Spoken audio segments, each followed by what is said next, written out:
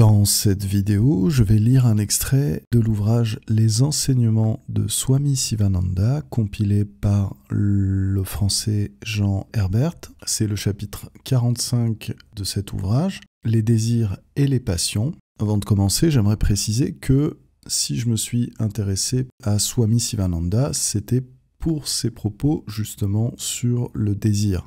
Et c'est ce qu'on va voir dans ce chapitre. En fait, il va avoir un discours qui est très radical et qui va rejoindre le discours des moines orthodoxes et catholiques occidentaux. Chapitre 45, les désirs et les passions. Les passions, Trishna, sont la véritable graine des renaissances.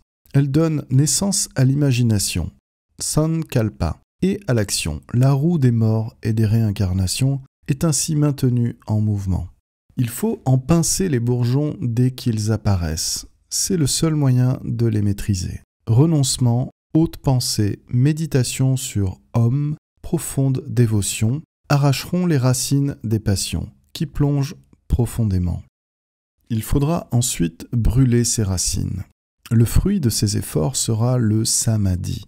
Vous pouvez vieillir, vos cheveux peuvent blanchir, votre mental reste jeune. Vos forces peuvent s'évanouir, mais vos passions peuvent persister jusqu'à la sénilité. Les désirs incitent à l'action. Transformez ceux qui sont mauvais en désirs salutaires. L'expérience amène un épanouissement de l'âme qui se déploie en beauté spirituelle, un pouvoir qui rende libre et parfait celui qui les possède. De tous les maux du monde, le désir en est le pire. Il apporte le trouble même aux plus vigilants. Tuez cet ennemi de votre paix par l'indifférence, le renoncement et la méditation. Le désir pour les choses de ce monde est le plus dangereux des ennemis. C'est un cobra venimeux. Il blesse comme une épée, il brûle comme le feu, il détruit la paix et la sagesse. Les désirs meurent d'inanition lorsqu'on s'abstient de les satisfaire. Ils périssent faute d'aliments. La compression violente des désirs ne sert à rien. Ceux-ci subsistent d'une manière latente. Ils s'aggravent même et reviennent en force à la première occasion. Celui qui est sans désir est le roi des rois. Celui qui est plein de désirs n'est qu'un mendiant, même s'il est multimillionnaire. Vous ne réaliserez, entre guillemets, jamais Dieu si vous n'avez pas rejeté les désirs terrestres. Kamini Kanchana, littéralement la femme et l'or. Cette formule désigne couramment dans l'hindouisme les attractions du sexe et de la richesse.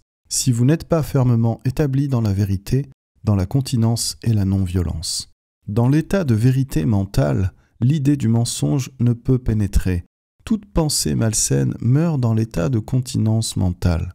Tout cela requiert une longue pratique, une soigneuse surveillance du mental. Les esprits superficiels se jettent hâtivement dans la méditation. C'est en vain sans les qualités requises. Vous ne pouvez réaliser que si vous êtes pur de corps et d'esprit. Vous ne pouvez connaître qu'en devenant vous-même Brahman. Le désir est une modalité du mental émotif. C'est le combustible, la pensée et le feu qui est entretenu par le combustible. Supprimez celui-ci et le feu s'éteindra. Mettez fin au désir et l'esprit prendra refuge dans Brahman. La curiosité devient désir dans le mental. L'intérêt et le sentiment précèdent le désir. L'espérance et l'attente l'engraissent. Le désir excite l'esprit et les sens. Lorsqu'il est couronné par la jouissance de son objet, la satisfaction lui vient temporairement. Où est le désir? Là où est le plaisir. Quand on n'a pas soif, on ne se soucie pas de boire. De même, la faim est le meilleur des cuisiniers. La première tasse de lait fait grand plaisir. La cinquième écœure. Elle ne procure aucune satisfaction. Le bonheur réside uniquement dans l'Atman. Il se reflète dans l'objet, le lait, à cause de l'ignorance, du fait de l'illusion. Si le lait était la cause du bonheur, il donnerait du plaisir à tous et toujours, ce qui n'est pas le cas. C'est le mental du désir qui a formé ce corps. La nature du désir dépend de la qualité des samskaras, imprégnation mentale. Si elles sont bonnes et vertueuses, des désirs sages en naîtront et réciproquement. L'intellect lui-même, buddhi, est conditionné par le karma. Il faut donc l'entraîner par des efforts répétés à penser et à agir en accord avec les prescriptions des saintes écritures. Le désir devient pensée et celle-ci devient action. Accomplissez donc des actes vertueux. Exercez la charité, faites du japa, de la méditation, pratiquez l'austérité. Renoncez à ce qui est condamné par les Écritures. Recherchez la compagnie des saints hommes. Ayez un puissant désir d'atteindre Brahman, cela détruira vos désirs terrestres. La satisfaction ne peut résulter de la jouissance. Il est erroné de le penser. Le plaisir attise le désir. Seul le renoncement peut apporter la paix de l'âme. Le désir de Dieu détruira les désirs terrestres. Éliminez ceux-ci par des vues vertueuses. Abandonnez ensuite ces dernières pour un plus grand désir, celui de la complète libération. Mumukshudva. Dès qu'un désir s'élève dans votre mental, faites appel à votre discrimination.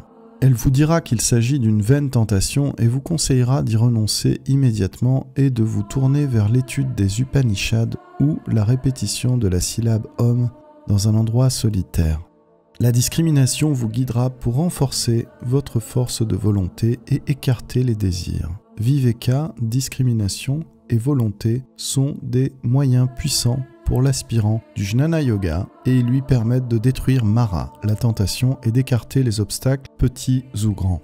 Détruisez ce qui est en bas de vous. Que la vérité, la justice et la raison gouvernent votre vie. Une saine vision est sagesse. Toutes les passions et les violents désirs sont des ennemis de la paix et de la connaissance. L'impulsion sexuelle et l'ambition constituent deux gros empêchements à la méditation. Ils font aux aspirants une sorte de guérilla et reviennent maintes fois après avoir été repoussés. Il faut les extirper à grand effort au moyen de la discrimination entre le réel et l'irréel, entre le soi et le non-soi. La colère n'est qu'une modification causée par le désir. Où sont le plaisir et l'attraction se trouvent ainsi la crainte et la colère. Ce sont là de vieux associés qui tourmentent le mental.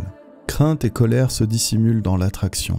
La colère réside dans le linga sharira, ou corps astral, mais elle s'infiltre dans le corps physique comme l'eau s'infiltre à travers un verre de terre. Quand s'élève une vague de colère dans le mental, le prana se met à vibrer rapidement. Il en résulte une excitation, le sang s'échauffe et des toxines s'y forment. On rapporte des cas où des nourrissons ont été empoisonnés par le lait tété pendant que leur mère était sous le coup d'une intense colère. Si vous vous sentez en proie à la colère, éloignez-vous pendant une demi-heure. Faites une grande promenade en répétant 108 fois le mantra sacré Om Shanti Shanti Shanti. Votre colère s'apaisera. Voici un autre moyen assez facile. Comptez de 1 à 30 et vous ne serez plus en colère. Maîtrisez la colère au moyen de la réflexion, de la patience et du pardon. Il faut pardonner et prendre en pitié qui vous fait du mal. Considérez tout blâme comme une bénédiction. Supportez tout reproche. Développez l'amour universel par la charité, le service, la conscience de Brahman. Une fois la colère maîtrisée, la grossièreté, l'orgueil et l'envie s'évanouiront. La prière et la dévotion déracineront la colère.